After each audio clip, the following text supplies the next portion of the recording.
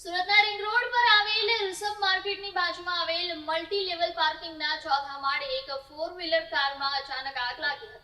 આ ઘટનામાં વાહન સંપૂર્ણપણે સળગી ગયું હોવાના પ્રાથમિક માહિતી છે।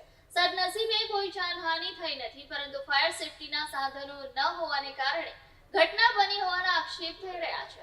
આ ઘટનાની જાણ થતાં જ ફાયર બ્રિગેડની ટીમ તાત્કાલિક સ્થળ પર પહોંચી હતી અને ભારે મહેનત બાદ આગ પર કાબુ મેળવ્યો હતો। આગ એટલી ભીષણ હતી કે કાર સંપૂર્ણપણે સળગીને ખાક થઈ ગઈ હતી। સદનસીબે આ ઘટનામાં કોઈ જાનહાનિ થઈ ન હતી, પરંતુ મોટી આર્થિક નુકસાની નોંધાઈ છે।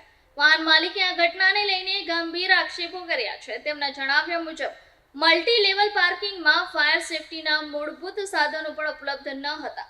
ન તો અગ્નિશામક યંત્રો હતા, ન જ ફાયર એલાર્મ કે સ્પ્રિંકલર સિસ્ટમ જેવી વ્યવસ્થા હતી, જેના કારણે આગ લાગતા જ વાહનને બચાવવાનો કોઈ રસ્તો રહ્યો ન હતો અને આગ ઝડપથી ફેલાઈ ગઈ હતી।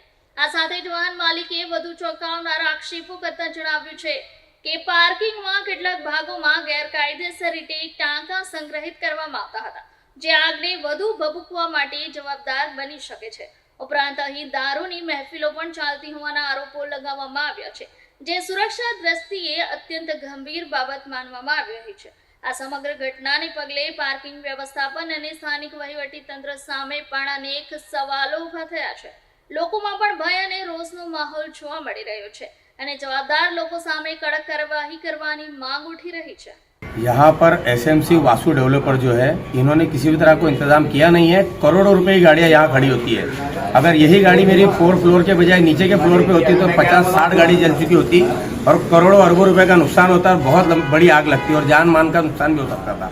और नीचे गैर कानूनी तरीके से टाकों का भी डिलीवरी होता है, टाकों की गाड़ियाँ खाली होती है, ग्रे टाकों की, और वो भी माल भरा पड़ा रहता है। आग बहुत ही ज़्यादा विकराल रूप ले सकती थी। और यहाँ पर आप देखोगे तो ऊपर शराब की बोतलें भी पड़ी हुई है और आग भी लगाई हुई है। आग लगाते हैं लोग, कुछ कचरा जलाते हैं, ये चेक नहीं करते। कुछ लुखे लोग आते हैं यहाँ पर, पता नहीं क्या करते हैं, ये लोग बिल्कुल ध्यान नहीं देते। क्या कहना चाहते हो एसएमसी ऑफिसर? एसएमसी ऑफिसर से मैं यही कहना चाहूँगा कि जो मेरा नुकसान हुआ है मुझे नुकसान की भरपाई करके दे, या वासु डेवलपर मेरे नुकसान की भरपाई करके दे। लापरवाही किसकी क्या जाएगी?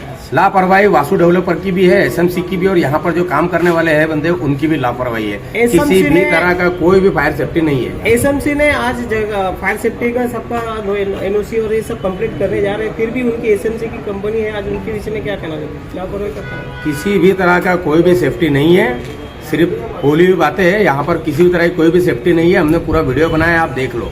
और मार्केट में जगह जगह मार्केटों में आग लगी रही, फिर भी इसके ये लोग सुधर नहीं रहे कि भाई किसी भी तरह का आग को काबू करने के लिए इंतजाम नहीं रखा हुआ है। आप किसको दोष मानते हो? एसएमसी और वासु डेवलपर।